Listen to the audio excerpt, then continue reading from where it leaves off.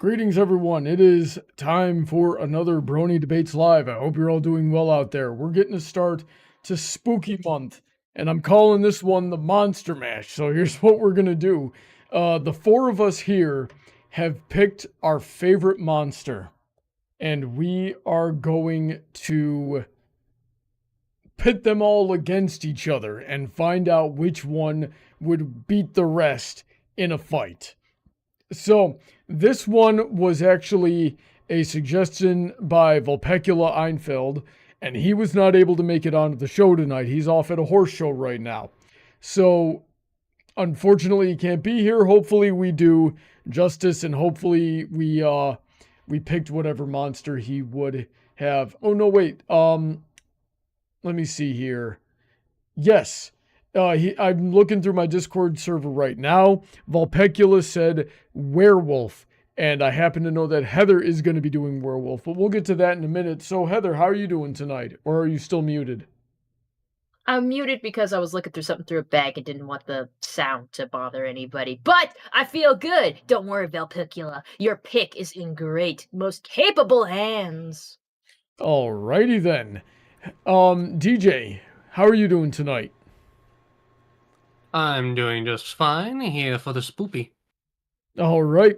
And joining us on the debate for the first time, we've got Venturecorp, who has been on Friday Night Fights a few times. We were just playing TF2 last night. How are you doing, sir? I'm doing well. I'm ready to argue why my monster would totally annihilate the rest of y'all's picks. All right, except you're wrong. My monster is the best. So, but before we really get into that, we're going to thank everybody who supports the channel monetarily, especially the $10 and up tier. These are Heather, who's with us, DJ, who's with us, Venturecorp, who's with us. There's also Shady Oak, Sid McConroy, Autoknight, Emerald Spencer, Senko, Rein-Kun, QFlash, Billy Henline, Alden MacManx, EasyModeGamer, Kanto Acrylic VA, Mr. Sonic 31, Alicia Lynette, Sniper Nighter, Calbeck, StarChaser, Willyzin, Icanus, Gruila, and Dark Malcontent, executive producer of Titan Heart Studios. If you would like to support the channel and see what you get in return, as well as check out everybody else's content who supports the channel, all those links are in the description. If you'd like to have a message read out live to the chat, there's a tip jar at the very top of the description. Anyway, so let's go. Let's talk about our monsters for a little bit here. So, Heather, why did you pick werewolf? I picked werewolf because they are one of the most classic monsters, and they're that way for a reason. They're not going anywhere because they're the strongest, the fastest. They don't burn up in sunlight like wimpy vampires. And don't need to possess themselves like weirdo ghosts, and they have the power of the horny furry fandom behind them to keep them alive.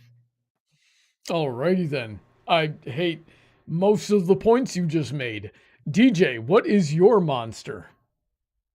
I will be saying that the greatest of all is the Wendigo, because you cannot stop its hunger. Okay, I've got some points against that as well. Venturecorp, what's your monster?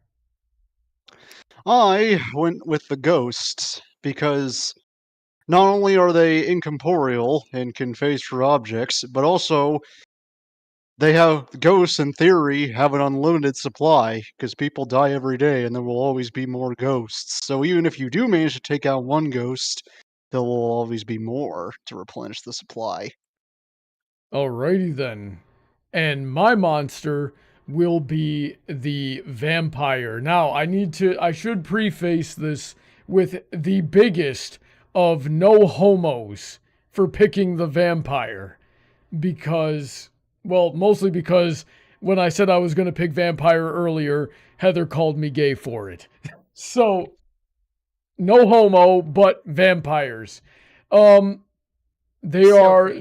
They are the strongest, smartest, most versatile, and I believe hardest to kill. So let me lay down some ground rules here. We're gonna go with the most classical, common depictions of our monsters. And so most of these monsters have like stated weaknesses that, you know, usually when you watch a movie about them, they'll say something along the lines of, it can only be killed by this. You know, in my case, a vampire could only be killed by holy water, stake to the heart, repelled by garlic, things like that, right? So Crucifix, sunlight. we are indestructible outside of our stated weaknesses. So it's not like you could just, you know, run a werewolf over with a car. Nah, so at least I don't think we could just run a werewolf over with a car. Is it? It certainly didn't work in. It certainly didn't work in the Underworld series. I would say Buffy the Vampire Slayer was like, look, I'm just saying, you didn't have RPGs back then when you made up all the rules. Shouldn't we at least try an RPG? I never watched Buffy the Vampire Slayer, so maybe, but I don't know. Do you all agree with that rule? Is that a good thing we can debate by? Yeah, that sounds good to me. All right. So, Heather, let's go into a little bit more detail now. Why are werewolves the best and are going to beat everybody else's monster in a fight? Basically, because they have way less weaknesses than everyone else. Let's take stupid, lame vampires for one. Silver, a stake to the heart, crucifixes, holy water, the frickin' sunlight. You know, the sun, the thing that's out like at least, I don't know, 10 hours a day. They can only operate at night. That kind of thing. The best they could do is be like a chameleon and, like, you know, just sort of blend in to the general populace, but they can't even do that well because they can't be out during the freaking day. And then there's freaking ghosts, which you could say that more ghosts always get made because people die every day. But have you noticed that not every single person becomes a freaking ghost? Otherwise, every place ever would be haunted. So it takes certain conditions to make a ghost. There's not a lot of ghosts, and the ghosts can only do so much in our physical world. Otherwise, they would be able to do anything, but they can't, can they? Werewolves can do basically anything anyone else can and more. Then there's Wendigos that can also only be made under certain circumstances. The spirit of cannibalism has to enter. And how often are people eating each other? Not very often. All right, so there we go. I just put the picture of the werewolf up so the screen can, the chat can really see what you're talking about there. So how would a werewolf defeat how would the werewolf defeat the ghost, for example? Well, the werewolf would defeat the ghost because it also has the intelligence of humanity and not weak to holy water. They would cleanse the ghost of wherever the ghost haunts, or maybe just leave the place that the ghost is haunting. Because have you noticed a lot of spirits just get locked into one place? The werewolf would probably just leave, make a plan, come back, and I don't know, exercise the thing, and then the werewolf wins. So, Venture, feel free to jump in if you have, or, you know, anybody, feel free to jump in if you have an answer for that kind of thing. So, to my understanding, and this is the biggest flaw with the points you're making here, Heather, werewolves, by and large, do not have human intelligence. Every depiction of a werewolf I've seen, minus certain cases in the Underworld series, become feral when they transform. That's what I was gonna add to that. But that's the thing with werewolves. They often are shown to phase between the wolf and the human persona. So the human could do the freaking logic, and then the werewolf can be unleashed in the brutal physical confrontations that they would have to do. That's how I'm saying. True, but there's no guarantee that the werewolf part would stick with the human intelligence's logic. No guarantee, but it's highly probable. And you know, wolves, they might be animals, but animals aren't always stupid. You know, wolves are actually very smart creatures in nature. They can team up with other animals to take down other animals. Canines are very intelligent companions to have. I'm just saying, if we're taking, like, saying, oh, a wolf is just going to act like a beast, like an animal, well, the animal that it's based on is actually very intelligent. Right. Well, they might be intelligent in terms of hunting, but you don't exactly see dogs of any kind really solving complex puzzles. And if it's gonna take a process like an exorcism, and who's to say they're even like a werewolf would even get the chance to do an exorcism if a ghost is strong enough to hit, because most of the time with ghosts, they can interact with us, but we can't really interact with them. So how's a werewolf going to get over the non-corporeal aspect of it? Well, ghosts have also been able to show that they can't, like, is it witches or ghosts that, like, if you use a salt circle, they can't enter? I think that's just malignant spirits can't enter your salt circle. So we cover the werewolf in salt! And then, boom, you can't touch the werewolf! I don't need to touch the werewolf to fight it or make it suffer, though. There's plenty of objects the ghost could... Like, the ghost might not be able to touch the werewolf, but there's plenty of traps or other ways the ghost could... The werewolf is too fast! Maybe too fast, but werewolves can still be beaten, and even if I can't kill the werewolf, I can sure as hell trap it or still hurt it. Disagree. It depends on the physicality of the werewolf, though, I suppose, and how intelligent your ghost is. That is true, and I will admit, some ghosts are smarter than others. Like some... Not all ghosts are made equal.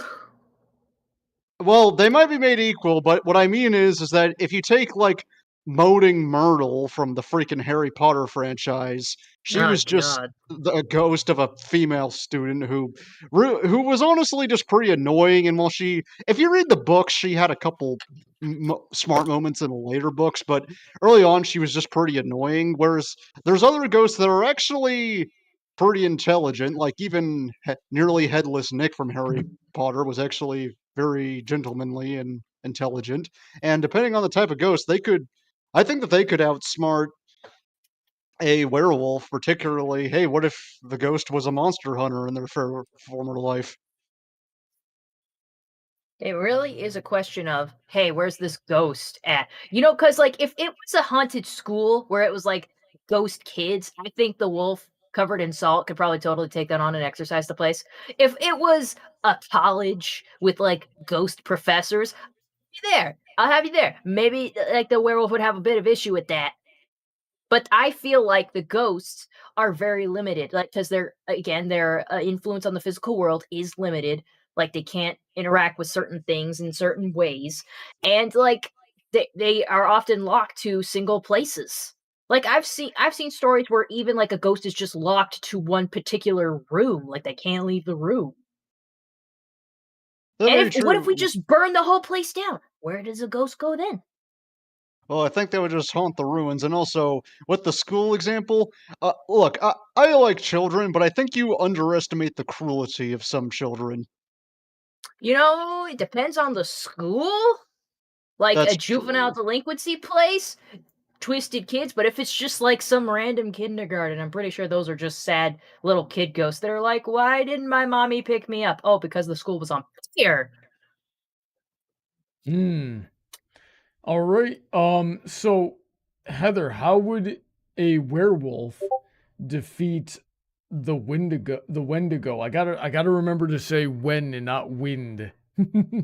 I have trouble with it too. So see, the Wendigo, like, to even make a Wendigo, someone has to succumb to cannibalism. Assuming that happens and, like, the werewolf and the Wendigo meet in, like, a forest or something, I think it's all gonna be a battle of who is stronger, and that's hard to say. I'm not sure how strong a Wendigo is supposed to be. I know a werewolf is supposed to be strong as balls, but again, that's gonna limit, like, and you know what? I've been assuming that we're just going at this where there's just one werewolf. What if there's multiple werewolves? There could be multiple Wendigos, but how many people succumb to cannibalism? Not enough, because you had to eat someone to become a Wendigo. Anyway, your Wendigo numbers are limited, while my werewolves just have to bite one other person, and then here we go, another werewolf, army of werewolves. I was under the assumption that this was a one-on-one, but I guess I should have laid that out as well. Because I was putting in that there could be multiple ghosts, but if it's just one ghost. But, like, back to the Wendigos, I'm just saying, I think a werewolf is going to have more physically over a freaking Wendigo, because a Wendigo really is a person possessed by the spirit of the Wendigo, and like that's basically a starved person who ate like someone's body. I mean, as you know, cannibalism has very many drawbacks for human health, so it's not going to be a very physically capable monster. While a werewolf is pretty dang fit and strong, so I think the werewolf could definitely take the Wendigo in a physical fight. You know what? I'm willing to back Heather on this one because the whole point of the Wendigo is it is withering away, but it never starves to death. So it's constantly hungry, it's constantly starving. There can't really be a whole lot of strength in that outside of just whatever motivation you get to hunt, maybe. So DJ, what do you think? What do you think about what Heather says? I think she's missing a very strong part of the Wendigo, in that it is not the body alone. The Wendigo is a creature born from the spirit possessing them after causing sin. Maybe the werewolf could beat the body, but then the werewolf itself could succumb to the spirit and become a Wendigo in its place. It would have to succumb to cannibalism, but in a sense, it is though, because a werewolf at the end of the day is still a man. Oh, we're a woman. We're not making this argument sexist. My werewolf can be a lady. Still a human being. It would be cannibalism. Saying he's gonna, like, the werewolf's gonna eat the Wendigo at the end, it's just gonna kill it. I don't think Wendigo meat or blood would be very nutritious. It would be It doesn't probably take much. disgusting. Oh, not gonna eat that. It The might Wendigo bite can it. put up a bit of a fight, because the Wendigo is not always an average human. One of the interesting parts of Wendigo lore is that whenever it consumes meat, it actually grows. It grows and grows with as much meat as it devours, proportional, so it is always hungry. No matter what, it can never get filled, and its body always grows to where it cannot be full anymore. So that werewolf could end up facing something that's as tall as a tree, with superhuman strength and agility.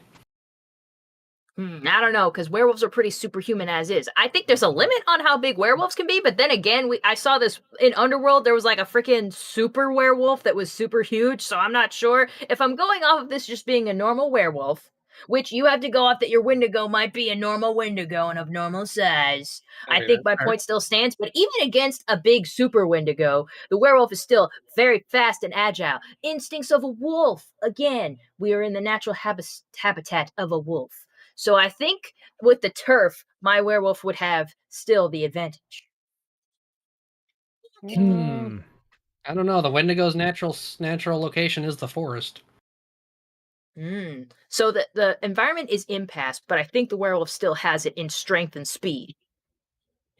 Alrighty then. Now, Heather, how does the werewolf defeat a vampire?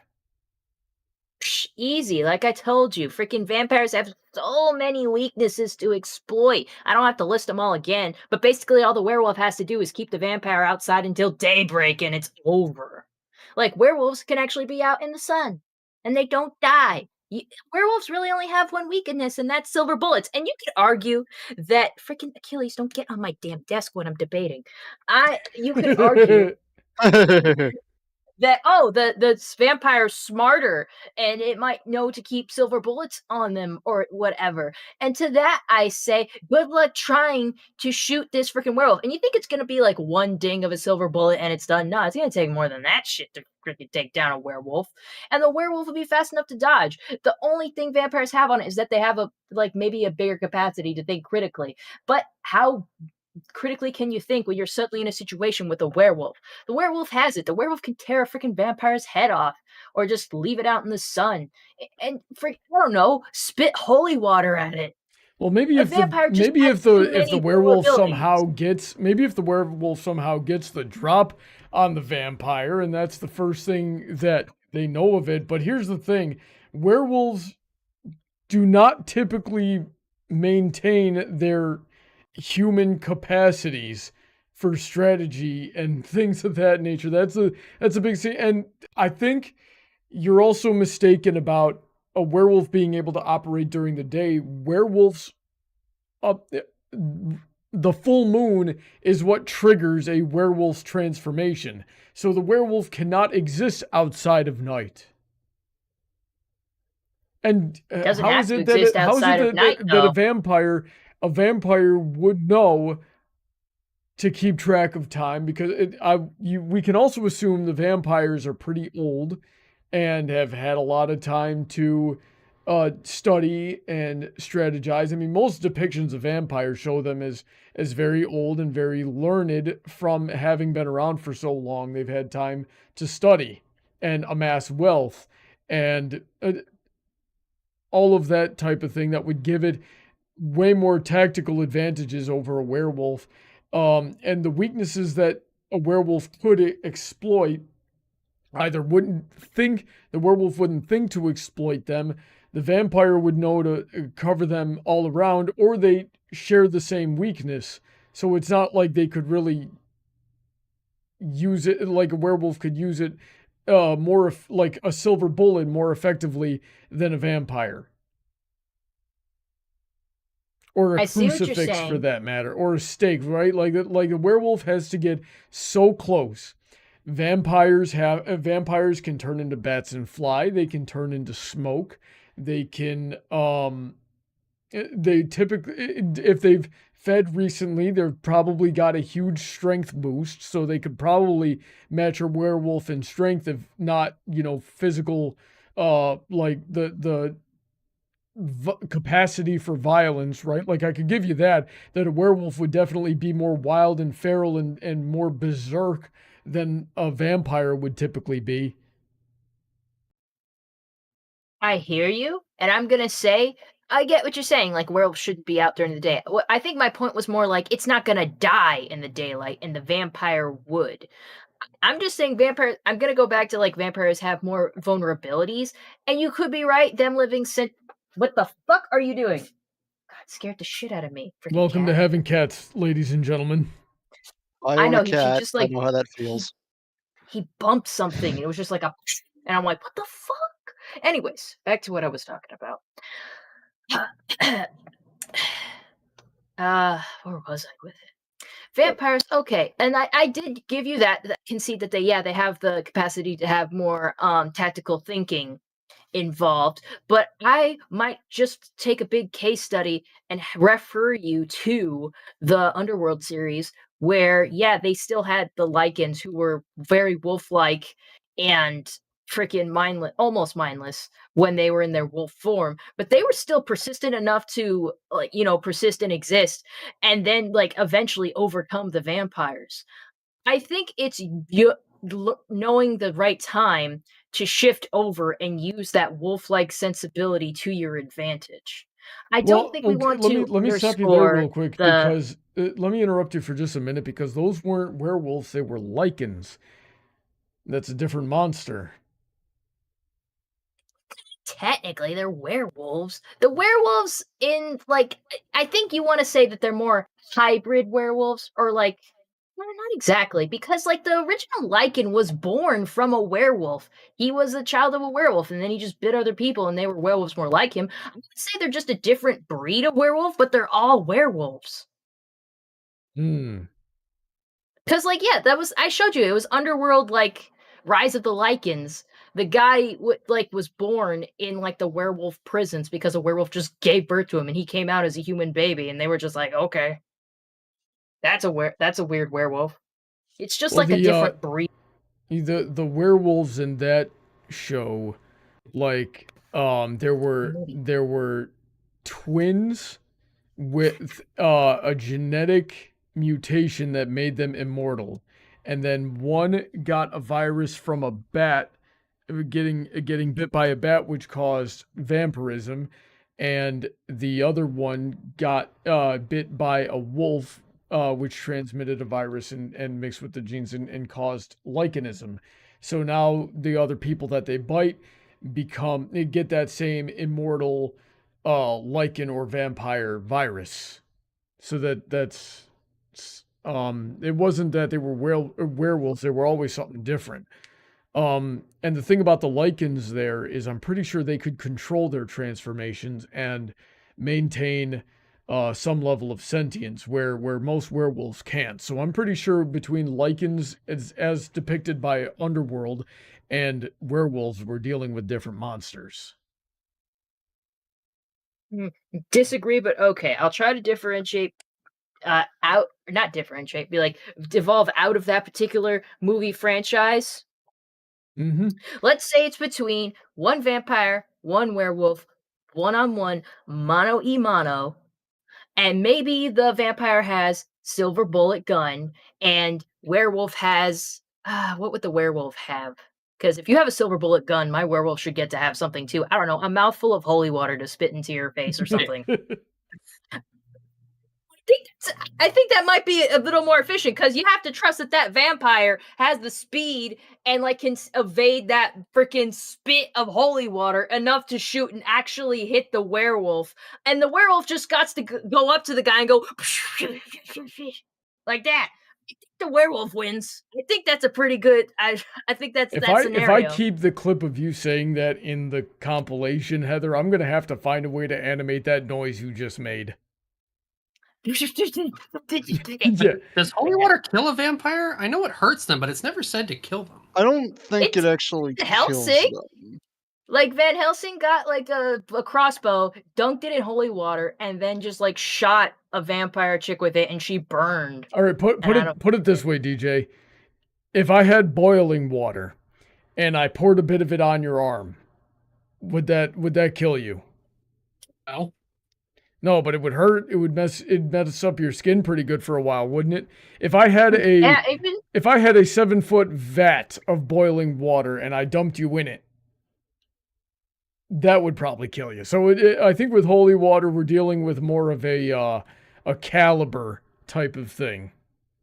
If my werewolf spat holy water into the vampire's face, and the vampire was like, oh, and then he tears off the vampire's head, making more holy water go into his neck hole, I think he'd die. I don't think you can tear off my head, though, because that's not like you would. That's not like you need a stake, or you need, in order to kill a vampire, you need a stake through the heart or sunlight. No, I'm not saying that the tearing of the head off would kill you. Like, you can decapitate. There's no lore that says you can't decapitate a vampire. It might still be alive, but like, if you decapitate the vampire and then spit some more holy water in its neck hole, I think it would die. It actually is a requirement of some vampire lore is after you stake the heart, you are supposed to decapitate them. You're supposed to get that head off. Thought that, and with anything, because they're always like, oh, all these immortal beings like regenerate and stuff, and you have to use this specific bullet or something. And I'm like, have you tried just cutting its head off? Like, even if it doesn't die, what's it gonna do without a head?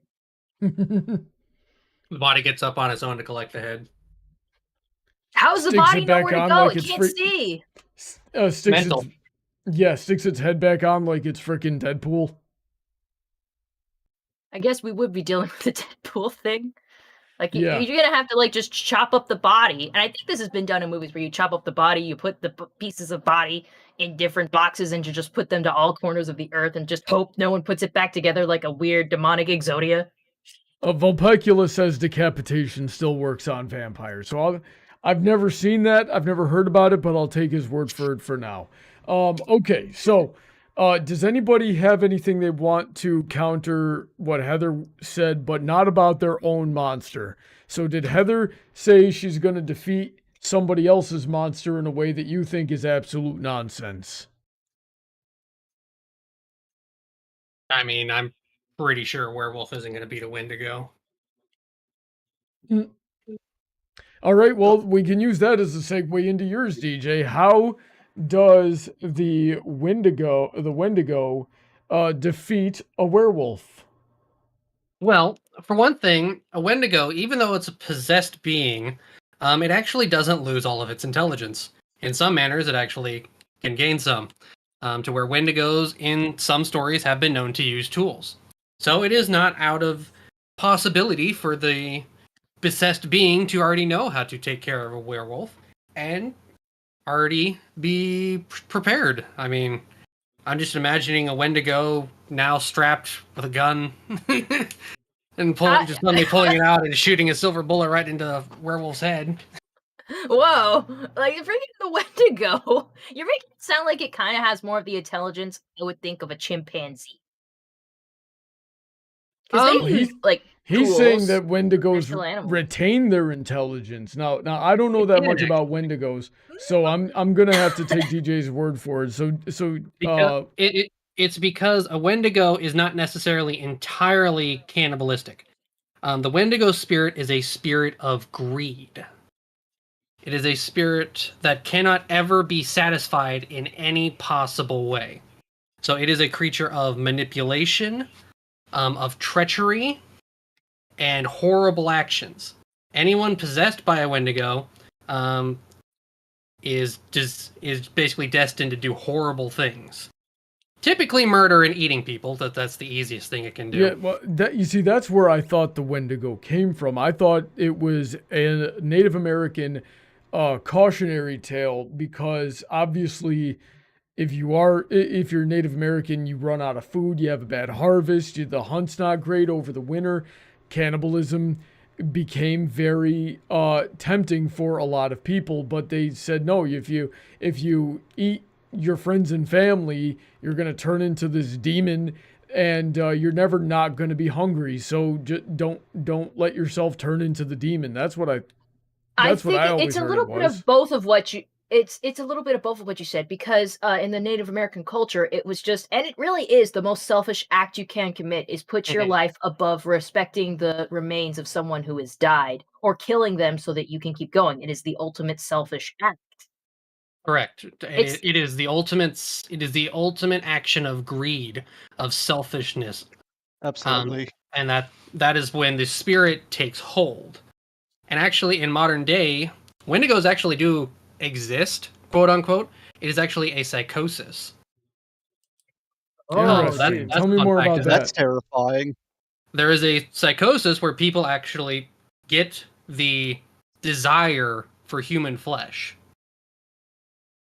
And it's an actual psychosis where it can be helped, but it's disgusting. And well, like all mental illnesses, you have to want to help. I remember a few years ago, Cartoon Network had a little bit of a controversy because they had somebody on their freaking staff that would tweet all day about wanting to eat human flesh. Oh, jeez. Yeah, I wouldn't want to have a member of my staff doing that. Yeah. So I get what you're saying there, DJ. So so you think the Wendigo can defeat the werewolf with basically the intelligence difference? Mm-hmm. Because then.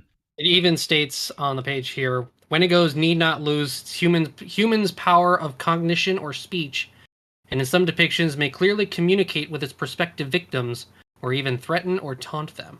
And even some have been shown, and even some tales exhibit use of tools, the ability to survive partial dismemberment, and auto-cannibalism. Oh, auto-cannibalism. That's even crazier. Yes. It gets so hungry it even eats itself. Yeah, see, and that would go to my side because, like, it'd still be physically less capable. And I had another point to run into this. And I lost my train of thought. But basically, you're still telling me that this thing would not be as physically capable as a werewolf. And on a one-on-one confrontation, also, like, nothing is said to not kill the Wendigo. So basically, all my werewolf has to do is, like, not even get as precise as it would have to with a vampire, with getting one of its many vulnerabilities in check. It would just have to beat it in a physical confrontation, which I think the werewolf is more than capable of doing. But the Wendigo can be craftier. It may have this. The werewolf has its senses, but the Wendigo doesn't leave its territory. It's going to come down to prep time. Then it's going to know the land. It's going to be tricky. It's a creature of treachery, of greed. It's going to it's basically going to be a trap maker for one thing. I could Um, see that.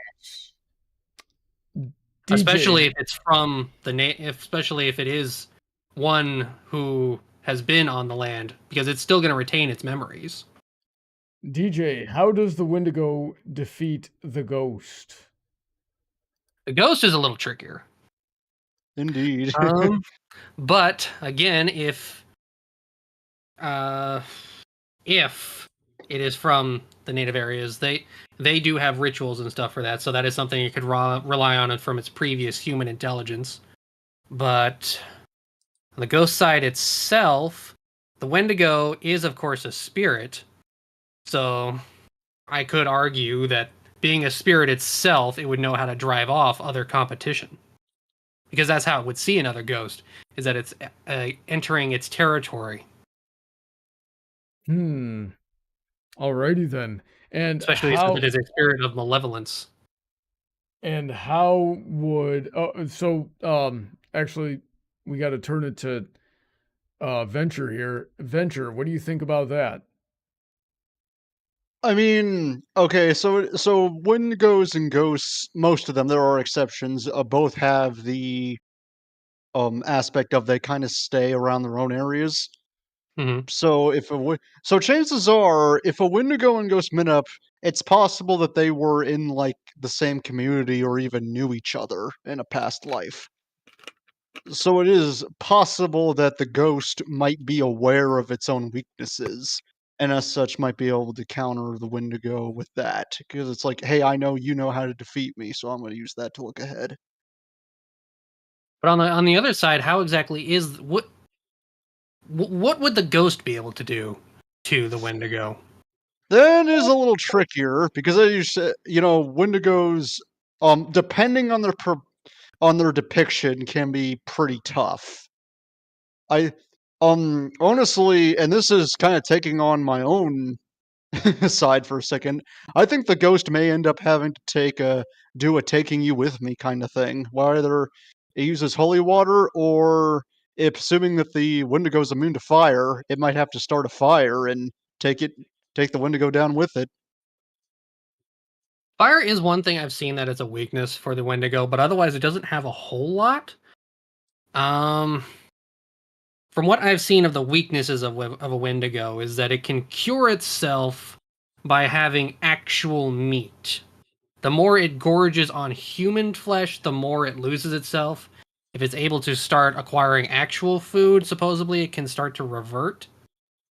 But I'm almost at a point where I think it might be a stalemate between the two, because I don't think either can really do much to the other. I don't really ghost can maybe do a bit more because it can cause fire, but also DJ just something. So this is just a minor thing.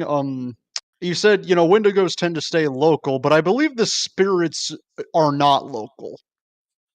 No, the spirit itself will latch on to anyone who creates this kind of thing. But the being itself, once it has become the Wendigo beast, typically does not go and leave its area where it was created.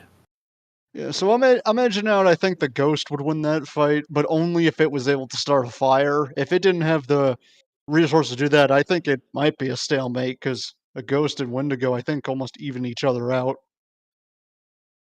Yeah, I just don't. I can't see them doing much to each other because the Wendigo doesn't have a lot for the incorporeal, but the ghost doesn't have a lot really it can do to it either. Because it's going to be pretty hard to start a fire without specific pieces or relying on a chance lightning strike or something. Well, let me just say, I was a Boy Scout. Starting a fire with 2 sticks is not as easy as the media portrays it to be.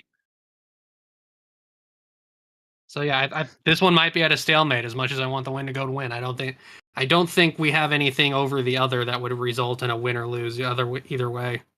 DJ, you can't do this. You have to go full ham. You have to not accept defeat no matter what. It's not defeat.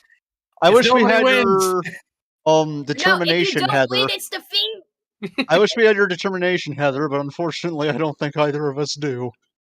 We don't. We're out of tools.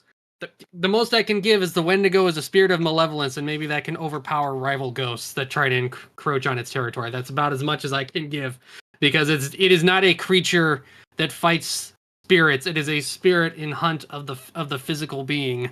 Rusty Heraldy says ghosts can possess. But it's already possessed. Well, that is actually true. A ghost can possess. Now, that would require another human to be in the area. But it is possible that a ghost could possess a fellow human and have them start a fire more easily. Yep. Alrighty then. So, how does the Wendigo defeat the vampire? Well, for one thing, still a cannibal. Doesn't care if it's dead meat. It's gonna try and eat Dracula. It's not really gonna have because it's so scrawny and lithe. I doubt Dracula's gonna be able to suck any blood out of it. And I'm just gonna keep calling Dracula because it's more fun than saying vampire all the time. So I wouldn't put it past the Wendigo to rabidly attack the vampire and just eat it. I don't think that flesh would taste Well, very that's good. roughly the same. It's not going to care about the taste. That's roughly the same argument that Heather made for the werewolf. And I mean the Wendigo is going to do the same to the werewolf. It's still going to eat it. Right, but the point is, I don't think the Wendigo is going to get a chance. I'll have to wonder. Vampires have do? too many. Well, vampires are going to. I think most vampires would be able to figure out what's going to defeat the Wendigo.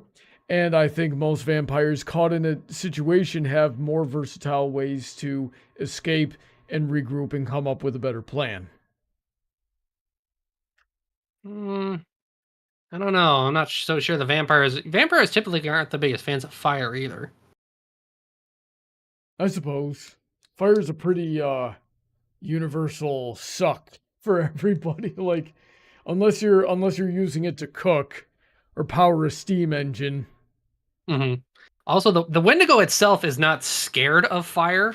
Its weakness is being set on fire. Like, if you wave a torch in front of it, that's not going to do anything. You got to set the Wendigo on fire. It's not like you're trying to scare away a leopard in the dead of night. Hey, with waving a torch is like, no, the Wendigo is like, I'm gonna eat you now. Right. Well, the vampire doesn't even really need to suck and get any sustenance from the Wendigo. It just needs to kill it.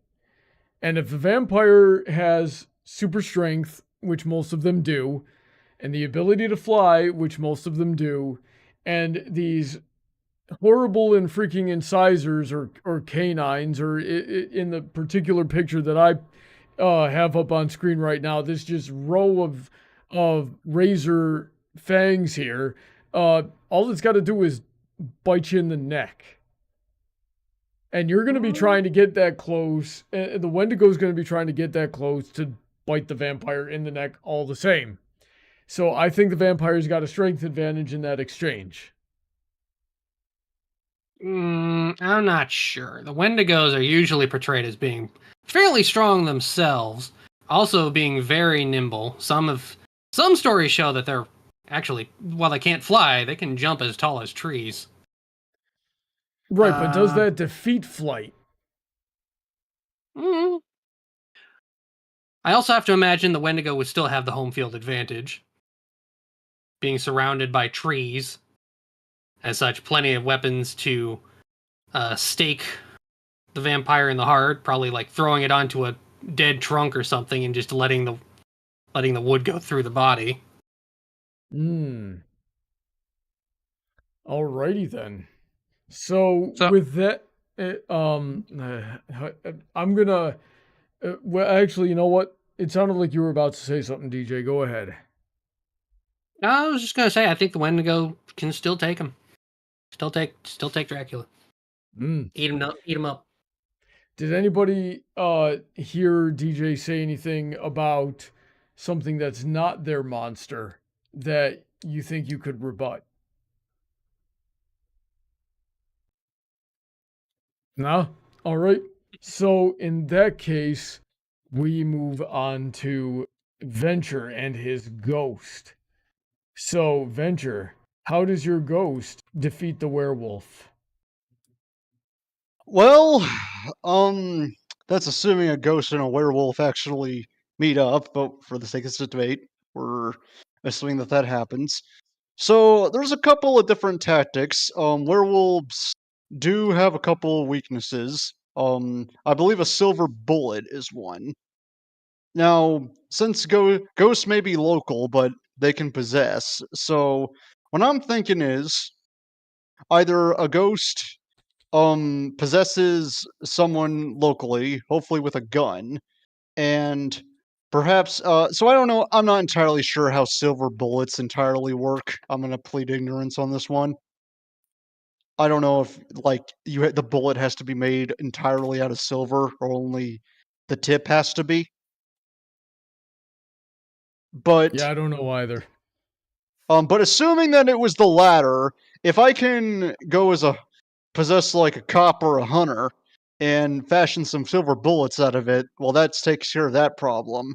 If not, well, ghosts tend to be more intelligent than werewolves because I know that there are semi-intelligent werewolves in various fiction. I don't think I haven't seen Underworld, so I'm not sure how if there are there werewolves in Underworld.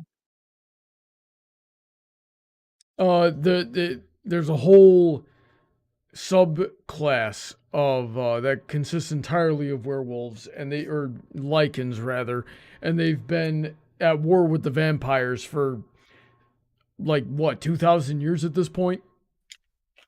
I think so. Gosh, don't ask me to break down the Underworld timeline because like it's skipped around. Like we went back to like freaking medieval times with it. Then there It was the goes modern deep, era, guys. and then It's there was the it's a good series of future. movies. Yeah, it's a very All good right. series of movies. It goes very deep. I recommend it. All right, I think I saw one of them at one point. I can't remember which one it was, but anyway, ghosts. Okay, so as I said, some ghosts like Moaning Myrtle are just annoying and unintelligent, but I think most ghosts, have a decent capacity for human thinking. Well, as the person when they were alive, and I think that they could more easily outsmart a werewolf in terms of fighting. Because yes, some werewolves might be intelligent, but a lot of them are just snarling beasts. And while they may be strong, they often jump into a fight without thinking. And a werewolf, unless it has the ability to make holy water or perform some sort of seance, can't really hurt a ghost that much. So I would think a ghost may just have to win the fight. A ghost could maybe just win a fight just for sheer battle of attrition, just holding out against letting the werewolf go through it and try to attack it until the night is up. And Now roll with me on this. Roll with me on this. The ghost is stuck to whatever dwelling it haunts. My werewolf could always leave that dwelling, recoup, then come back, and the ghost can't do shit about that. And then my werewolf could put holy water in its mouth and run all over the dwelling and spit it everywhere. Just freaking spit take holy water all up that bitch. And then we win. okay, that is kind of true. But one, you're assuming that your werewolf can transform at any time, whereas Hey, it some just has to perform at nighttime. It just can come at that nighttime. is It can true, leave during the day. but that would also give the ghost time to maybe formulate a plan. Like, okay, this guy's gonna come back. Maybe I can possess a guy and make some silver bullets, or think of a different A way ghost to. can't make silver bullets. They can possess someone who can. They can't go get silver bullets. They'd have to hope there's silver bullets there. Well, yeah. What if the place we're fighting in is like a silver mine, or we've got a bunch of silver trinkets that we can fashion some bullets out of. And I hold don't on, think, if like, ghosts are a local, ghost. they usually attach themselves to like a building or an area like not very wide. In order they could possess somebody, but then they would have to get that person to leave, and most ghosts don't want to leave. That's why they're stuck to where they are. That is true, and so my fight would be a bit luck based. Like I'd have to hope that the place we're fighting in. I would not gamble a fight on luck. That is Fights are true. won by physical ability and, to a degree, strategy. Well, if that's the case, then I'd still, even if the werewolf had to leave every night because it wasn't doing anything to the ghost. True, the werewolf could detransform and they'd become their smarter self, but I could formulate, okay, this is how this fight went down. Let's try some different strategies. And hey, maybe, okay, this worked or this didn't do anything, or maybe slowly I would get the werewolf's weaknesses for a silver bullet. And, I tend to forget what werewolves' other weaknesses are. I know they vary by media. They don't. It does depend on the media, because that's only the big canonical thing that I've seen consistent. That silver bullets are the thing that'll do it. Some say wolfsbane. What is that's like a plant, right? It's like a flower. It's an herb. I'm gonna say you probably don't have that. Okay, so in the chat we got Xander saying, does it have to be bullets? And then Vulpecula says, true, arrowheads are more accurate. What are you smoking, Vulpecula? You think arrowheads are more accurate than bullets? There's just a reason we don't use arrowheads much these days. Yeah, a bow might be silent, is. but do not think... Look, I don't know what you've seen in Hollywood, but a lot of times... let me put it this way. Hitting someone with a bow, especially from far away, is a very difficult feat. Listen, I was complimented... I was complimented on my ability to hit a soda can from about 50, 60 feet with an arrow. I can point a revolver or shoot even most small rifles in the general direction of a soda can at 100 yards and still hit it. Like 22s are not hard to aim. So, okay. Yeah. Anyway, and Rusty, yes, we are treating this like a fight to the death. Even though some of the combatants are technically already dead. Yeah, that's kind of cheating. That's kind of cheating, Venture. The werewolf already wins because it's the only thing that's still alive. The rest of them are dead. Well, you know what we mean. The ghost might be dead, but I assume that it has to die again. Well, no, the Wendigo isn't dead. It transformed into something else. Yeah, the Wendigo's not dead. The vampire and the ghost are dead. Like, what do we do if we kill you again? The vampire by nature is undead, yes. Well, where does the ghost go when it double dies? Double hell? It ceased to exist. I do have one comment for both sides. Yes. Yeah. So one thing, ghost can just possess the werewolf and kill itself. I don't know how. Werewolves have never been shown to have resistance to that kind of thing. I mean, when a werewolf is a werewolf, is it even? I know it's part human, but what is there to even possess? Now, that does bring up a very interesting philosophical question there. So the ghosts might have sentience, but you are really only a sentient as far as your brain functions. So if the ghost with its sentience possesses an animal that is not sentient or not fully in control of its own functions, does it carry its sentience? In most cases I've seen, it overtakes. Okay. That works for me. So, Ghost can go ahead, possess the werewolf. If it wants to, it could probably just detransition the werewolf back to human if that's its power level, just snap its own neck. I mean, yeah. I mean, I think that would be a little anticlimactic, but yeah, I guess we could go that route. For the werewolf, typically when it comes to ghosts, they haunt a specific area. Usually when it's usually a building or an object, and werewolf can just destroy the building or object fairly easily.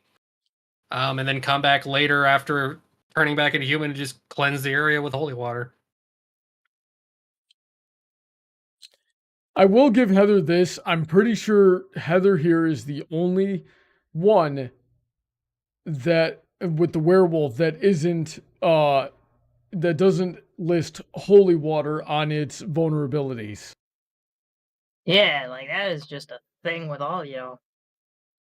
Yeah, I don't think that werewolves. I don't think are actually vulnerable to holy water because I don't think a werewolf is technically like it's not really a possession. Like they're not. I mean, in some media, the werewolf is like a brutal curse, but in other media, it's portrayed as like a disease. All right, we gotta move on before we give Heather any more points. How does the ghost defeat the Wendigo? Okay, so I brought a couple points in this earlier. So it's Wendigos and ghosts tend to be local, so it's possible the Wendigo and ghost knew each other in a past life. But so a Wendigo would a lot of points with the Wendigo would go similar to the werewolf. I would probably have to use fire as a deterrent. How though? That's where things get a little tough. Well, Wendigos are fast, I will admit, but they can't damage a ghost. And just like the werewolf, they don't really have the capacity to make holy water. And unlike a werewolf, which can turn back into a human, once you're a Wendigo, it's not like you can turn back into a human. Not with that effort. Yeah, but I think that a ghost would be able to start a fire either with, flint and steel matches if we got really lucky, and we're able to trick the Wendigo into going in towards a fire. Venture, I think you put way too much stock into luck. Like, unfortunately, that's what happens to me a lot. In order for most of your situations to work, it's like you're rolling a d20 on a roulette board and saying, I need this d20 to land. Like, I'm going to win, but this d20 needs to land a natural 20 on green in order to... Yeah, which is hilarious because most of my dice rolls suck in real life.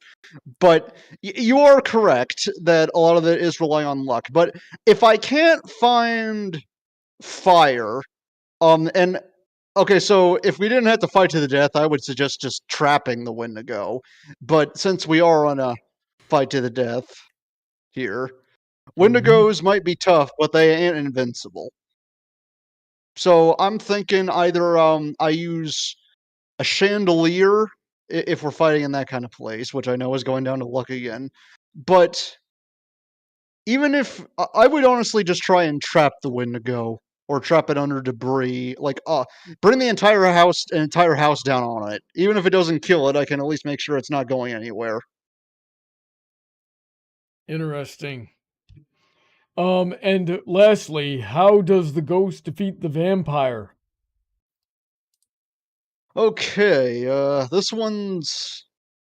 Well, honestly, I would just have a ghost stick a stake just right into the vampire's neck. I just said neck, didn't I? I'm so sorry. I meant... heart. Alrighty then. And you know something, I might have to give you a point to a degree there, because like, to defeat a ghost, most of the places I'm going to go are going to be holy rituals, which would also damage a vampire. So unless we're dealing with like a kamikaze vampire here, I don't think that's entirely possible. Mm-hmm. It's like the vampire's like, I need to exorcise this ghost. Let me grab onto my crucifix. Let me sprinkle around some of my holy water. Let me get this salt ring. It's just like this. You just have to not get it on yourself. Or the vampires would typically have hypnosis. It could hypnotize a priest into doing the exorcism for it. Would that work? I forgot about hypnosis. Yeah, that's true. Can a ghost possess a hypnotize?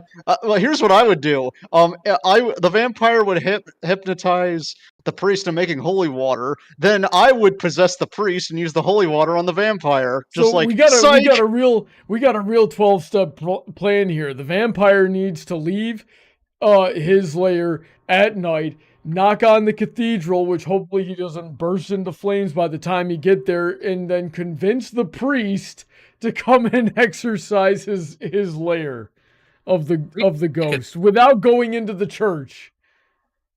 And then who knows if the vampire can go back into his own lair at that point. I didn't think priests live in the cathedral. Sometimes. I've been to a couple places where they do, but it's mostly in Central and South America.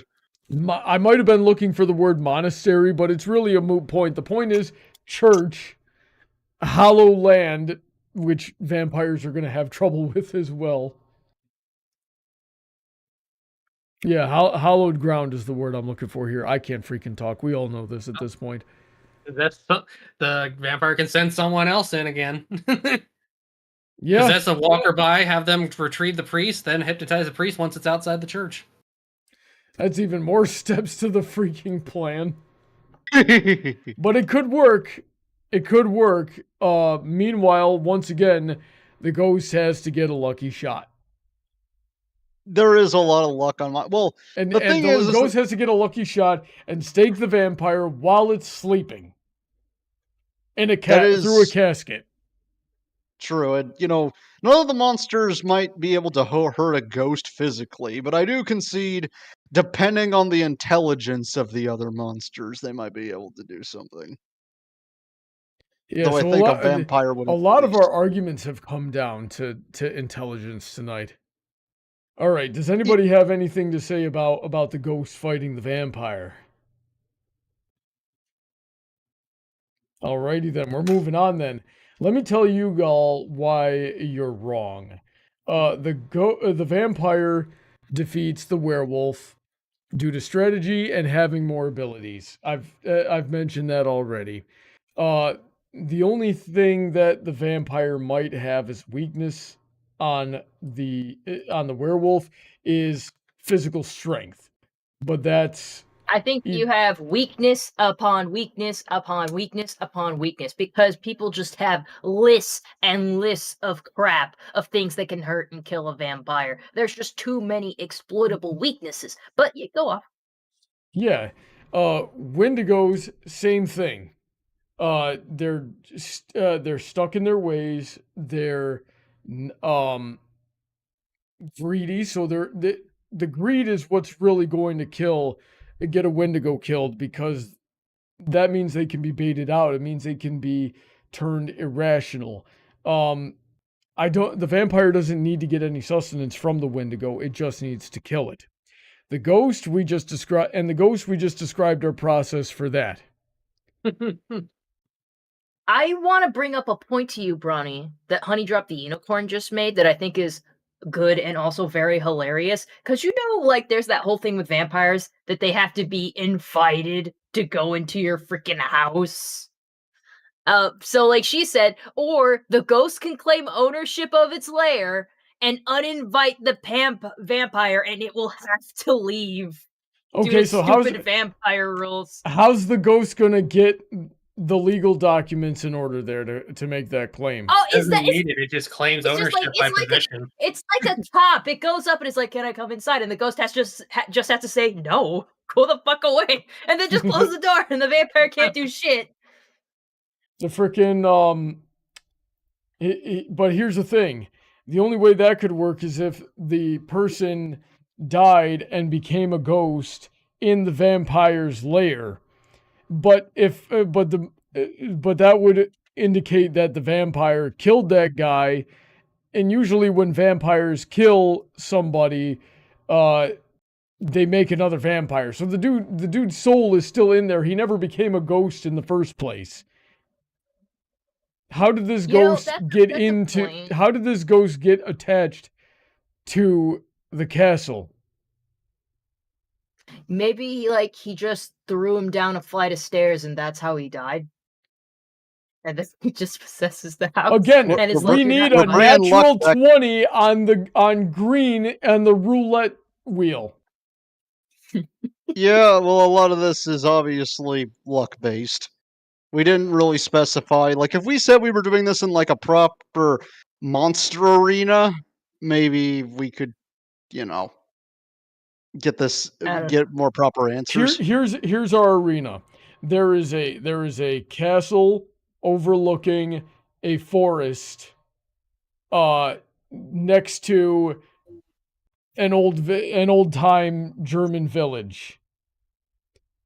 That's it with its own cemetery, right? So now we got the natural realm of the ghost. We got the natural realm of where the werewolves typically come from. They're usually village people. The forest is the Wendigo's territory, and if you go in there, he's going to eat you. And the castle is and we got all that in 5 square miles of each other. It's basically the set of Disney's Beauty and the Beast. Oh, I love that movie. Cool. Xander says, "Let's make Brawny mad and make it a Twilight vampire. If it's a Twilight vampire, I just win. They didn't have any weaknesses." Yeah, I was about to say, what sucks about that is that you would win because they've clearly been shown to match hands with werewolves, and they probably would have better cognitive abilities than a Wendigo. But as I said at the beginning of this stream, they don't have. Listen, as I said at the beginning of the stream, no homo. So we're not using Twilight vampires. Also, they don't seem to have any of the biblical weaknesses in the Twilight series. So it looks like Twilight vampires would win. They're too OP. That's why they suck. And Rusty just goes, "No Twilight vampires, bonk." And Rusty's like, "Why can't we just rely on the arena? These monsters have to rely on just what they have on hand." I think a ghost would be completely ineffectual in that. Yeah, like what's the ghost gonna do? Just continue to not exist. Yeah, I mean, I would only win by sheer attrition, but we'd have to wait each other out. And even then, you're already dead. Omae mo shinderu. Okay. Well, isn't a vampire already? Is a vampire considered undead? It's undead. Yes, it means like I don't have any signs of life. I don't have a heartbeat, but I'm obviously walking and talking and thinking, and my soul is still here. Yeah, you have no soul. Right. As soon as my soul leaves this body, it's going straight to hell, but that's another story entirely. So let's give some closing points here if we have any. Are there any points for any of our monsters that we didn't make yet?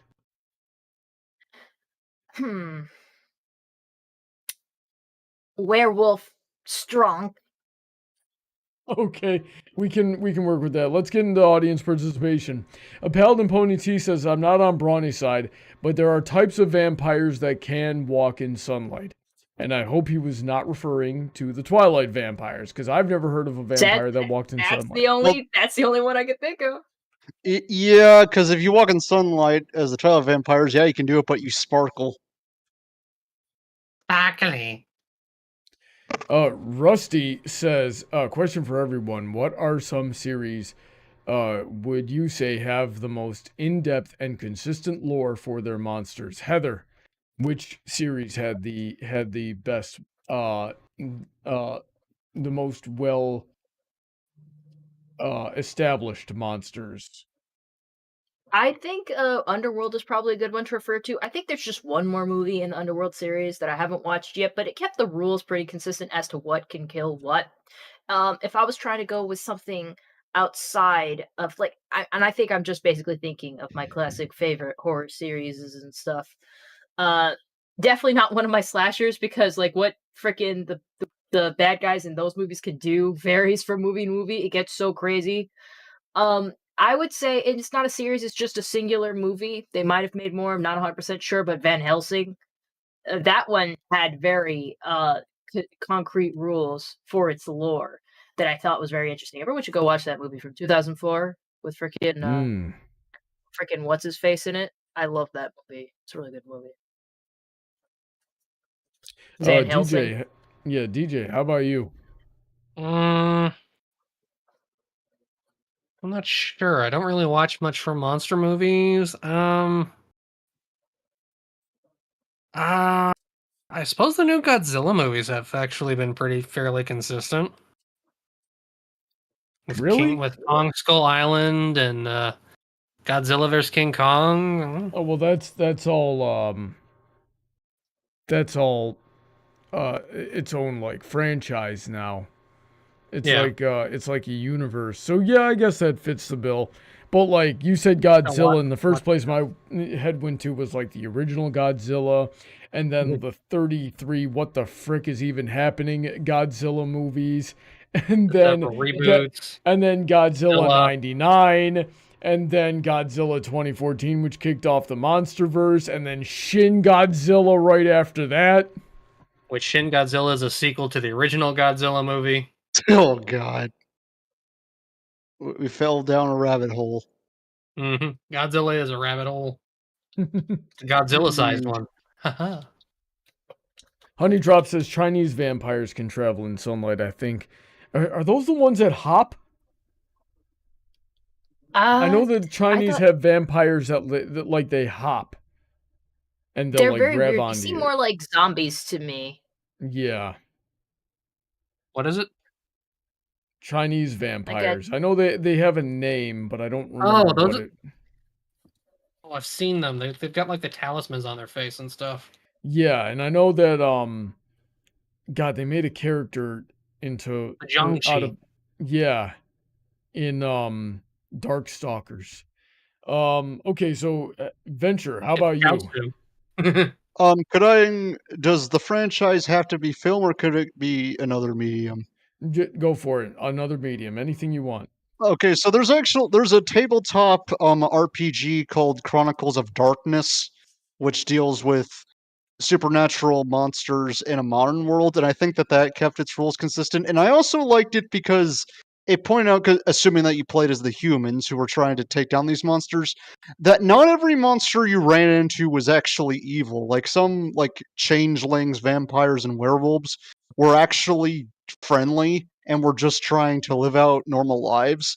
So then you got into the morality of what if you just killed like a monster that did nothing wrong? Like, was them being a monster a crime in and of itself? And I think that I do admit, as the games went on, some of them there was a lot of retconning, but I think that they stayed pretty consistent with their monster rules and how and what you could kill a monster with. I'm trying to think of something off the top of my head here.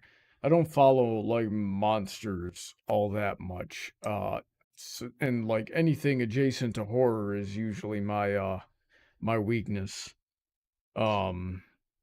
Rusty saying the vampires in the Witcher series can walk in sunlight. You know something that seemed pretty consistent to me was actually what I have seen of H.P. Lovecraft's work seemed to be pretty consistent in the depictions of his monsters throughout.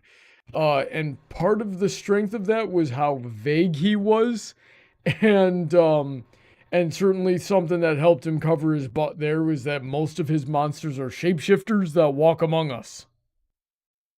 Yeah, all octopusy and stuff. Yep. Let's see here. Nathan Duazo says, Brawny, my monster is the ultimate goblin. What do you guys think? I have no idea what an ultimate goblin is, Nathan. I don't know what it is, but my werewolf could probably eat it for breakfast, dude. Ultimate, like I don't have like a shocked Pikachu face that I can just put up on hand, but it's like picture the shocked Pikachu face, and it's like, oh, the ultimate goblin when Goblin Slayer walks into the room. Yeah. I gotta watch that one. Gojillion says, question, what monster do you think could take down Jormungandr? Isn't Jormungandr the world snake from Norse mythology? No, that's called something else. I Who knows what the Jormungandr is? Let me get Google up here. Google, I'm pretty sure that is the world snake. Let me see here. Yeah, it is the world snake. So we're dealing with a giant primordial mythical snake here. I don't think any of the monsters that we're talking about here could deal with that. My werewolf could beat it from the inside out. Oh, Basically just about it. Rusty said, weren't most of H.P. Lovecraft's monsters beyond human comprehension? Yeah, I think if we went up against many of H.P. Lovecraft's monsters, particularly Cthulhu, they would just win by default. Can I address one thing I saw in chat? Just real briefly. Vulpecula was in the chat and said, the Wendigos in World of Darkness is a tribe of Garou. They are werewolves. DJ, this whole time, we've been on the same side. We've been on the same side. Let's team up! Let's team up and take the others out! Okay, but you're gonna get eaten in the end. No, I'm not. Wendigo teams up with no one. It is a What if I creature give breed. you some beef? What if I give you some beef jerky? What if I just keep giving you beef jerky? And then Are you trying to kill the Wendigo? I'm not trying to kill the Wendigo. I'm feeding That's it. exactly what you're doing. Oh, and No, yes, it's farming.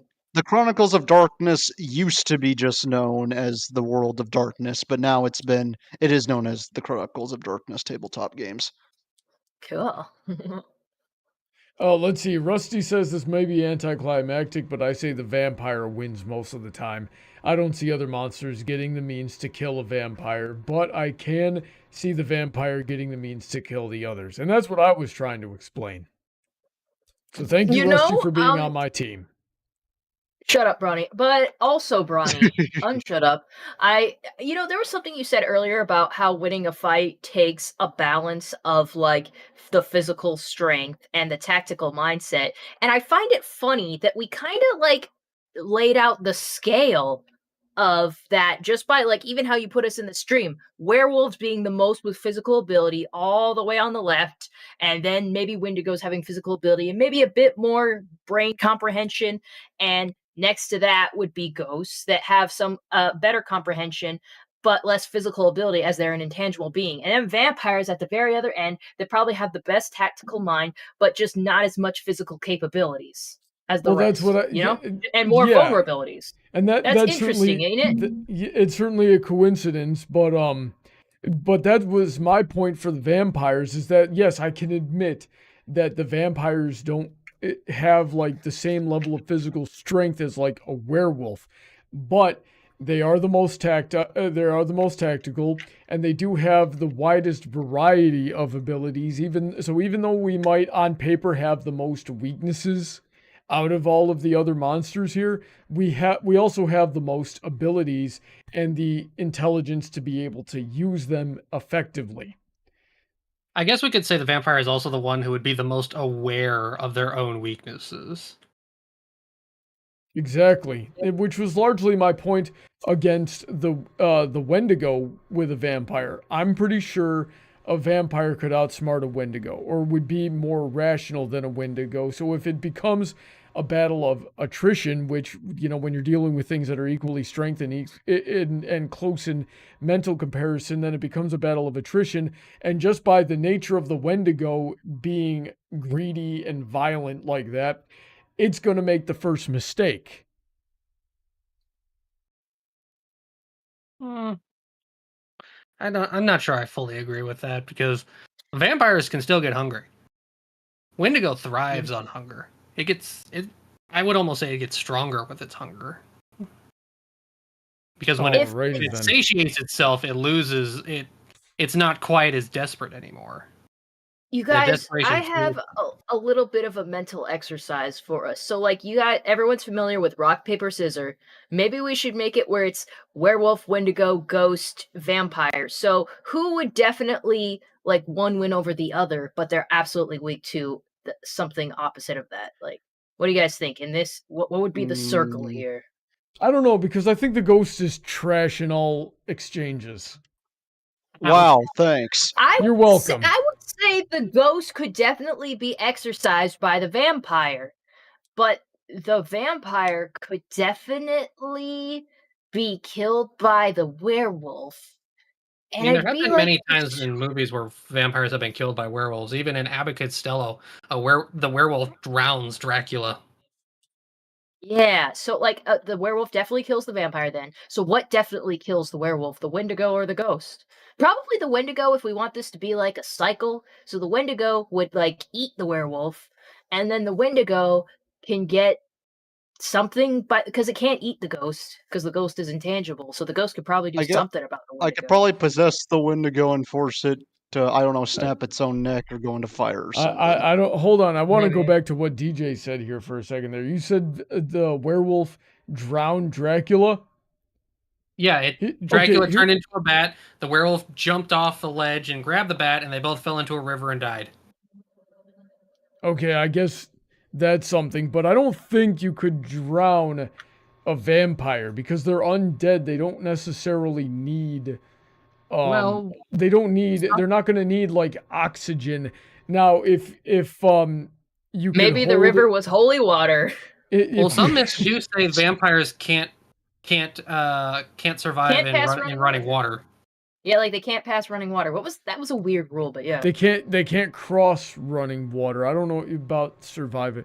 Well, I mean, if they end up in it, they can't cross it anymore. They're kind of stuck. In the middle of it, you can't get it. Maybe it's not dead. It's just stuck in the water forever. Well, the point I was going to make was: are you going to hold this thing? Are you going to hold this thing under the water until daybreak, or because it's not going to? I don't know. I didn't think it was going to drown because I didn't think it needed oxygen. If we're in a cave, then you would need to hold it under the water for weeks, and then maybe it dies of hunger or loses all of its strength. But I don't know. To be fair, it was Abbott and Costello, so yeah, and they were great, but their logic does not serve the purpose of this debate very well. So did anybody else have anything from chat that they saw that they wanted to address? Nah. All right. So I saw one more. I saved all the ones I wanted. Yeah, I said I saw one more early on from the Earl of McCleister, if I'm pronouncing that correctly. Does anyone here know about Brawny Buck's Discord? The reason being I'm looking for it. That is the Patreon server. If you get on the Patreon, I will send you a message on Patreon and say, thank you for choosing to support the channel. I'm very grateful. Here's the perks that you can get. Would you like to be in the Discord server? In which case I'll need your name, and then you'll tell me your Discord name, and I'll send you a friend request on Discord, and when you reply to that, I will add you to the server. That's how that works. And then you get to hang out with me and all these guys here, and I like to talk politics in there. It's awesome. Nobody else agrees. There's other things to do there as well if you don't want to talk politics. There are arts and gaming people.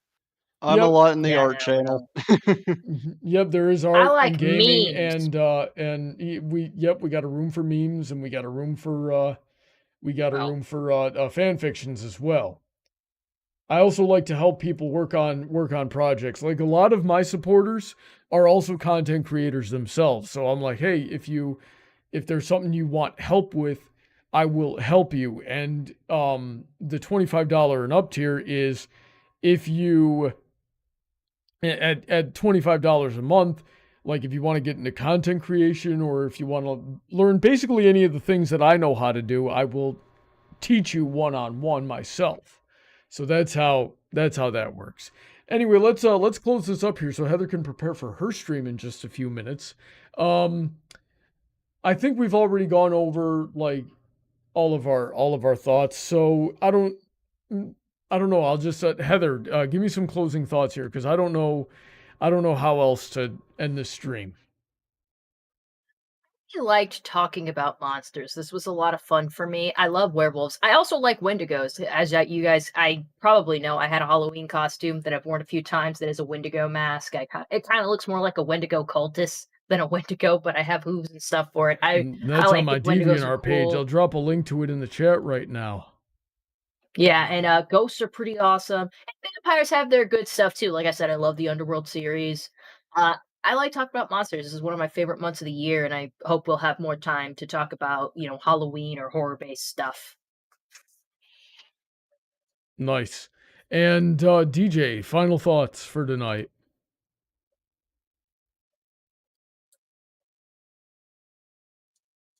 DJ, where'd you go? He's muted.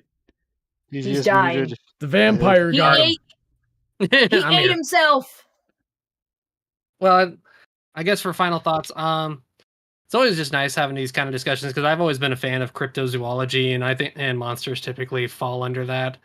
So it's kind of just nice just talking about it and finding like weird, strange facts and discussing other people's thoughts on them. So this was fun. For me, earlier tonight, like I was trying to choose my monster, and I was having a hard time choosing between vampire, demon, and Sasquatch. Now that's a debate. Heather, I think Sasquatch could take on a werewolf. Sasquatch could probably, definitely match it physically, and Sasquatch doesn't have to turn into a human. Indeed. However, we'll say this too. What happens if the Sasquatch gets bit? Do we now have werewolf werefoot. Sasquatch? A werefoot. A Saswolf? Sasquatch? I don't friggin' know. Weresquatch. Well, were means man. So, man squatch? No, would definitely be wolf squatch. Why Sasquatch? Sasquatch is cool. And of all the cryptozoology out there, I think Sasquatch is the one that's most likely to actually exist. Is there like a Sasquatch movie that was based around horror? I feel like there Vulpecula was. is saying there was a movie where Bigfoot killed Wendigos. Dude, I want to watch that movie. Yeah. Brian, I gotta tell Harriman you, says I'm no, looking at Sasquatch aren't human, so they're immune to lycanthropy. Cool. Mhm. I just want to point something out real quick. Your DeviantArt has exactly 69 posts. That's hilarious. I haven't made a post on there in several months. I haven't made a post on my Tumblr in probably a year at this point. Holy frick. I need you all to support my channel, support my Patreon, so I can not work 3 jobs and actually get back to making real content instead of filling it out month after month with these freaking live streams. It's me on the same points I made last night on the freaking gaming stream, where it's like everybody's making fun of me. Why don't you play TF2 on a mouse and keyboard like a normal person? Because I don't have time to learn mouse and keyboard. I've been using a controller for the last 30 years. Anyway, Venture, this was your first debate. How'd you like it?